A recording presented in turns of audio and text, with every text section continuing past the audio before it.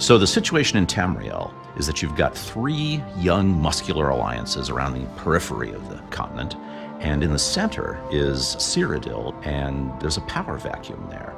Now, Cyrodiil is a big prize, a fertile heartland of the continent, and it's also the symbol of power over Tamriel in the White Gold Tower that has been the center of the Empire for millennia now. So the three alliances all have their own reasons why they feel like they should be ruling Cyrodiil, but the fundamental reason is that the Empire and Cyrodiil and the family of nobles, the Tharns that are ruling it, are weak, and the alliances are strong.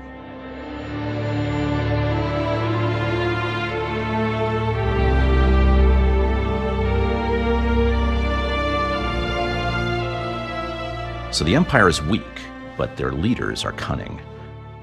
The current occupant of the Ruby Throne in the Imperial City is Empress Regent Clivia Tharn, and her father is actually the Chancellor of the Elder Council. His name is Abner Tharn, and he is a very old but powerful and really wily battle mage, and his family have been secret Daedra worshippers for generations. So when he sees the threat of the three alliances around the periphery and their inevitable interest in Cyrodiil, he turns to his family's old allies, the Daedra, and Molag Bal's main agent on Tamriel, the necromancer Lord Manamarco. As the alliances become aware of Abner Tharn's Daedric connections, that becomes just one more powerful incentive to go into Cyrodiil and take him out. So, the alliances are very different, and they have different reasons, and they have different justifications for why they are going to be marching into the center of the continent. And this goes back to the individual leadership of the three alliances, and their motivations for why they're doing this in many ways reflects the values of the alliances themselves. For the Daggerfall Covenant, the reason why they feel they must prosecute this war really goes back to history for them. The leader of the Daggerfall Covenant is High King Emric of Breton. He is a sort of amateur historian of imperial history, and it's clear to him when the Empire is strong, that's when things are peaceful and good for the people of Tamriel. And the Empire is fundamentally a human endeavor, and at the moment the humans in Tamriel are failing, and it's up to the Daggerfall Covenant to take up the torch and keep the elves from mucking things up.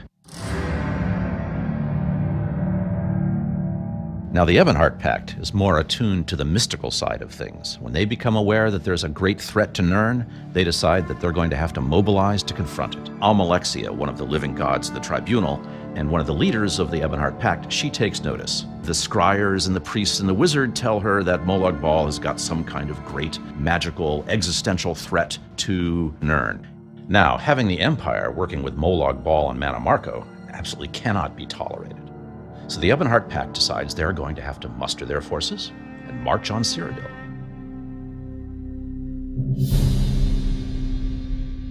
The third alliance, the Aldmeri Dominion, is led by Queen Irene of the High Elves, and her reasons for pushing this war into Tamriel are geopolitical and also personal.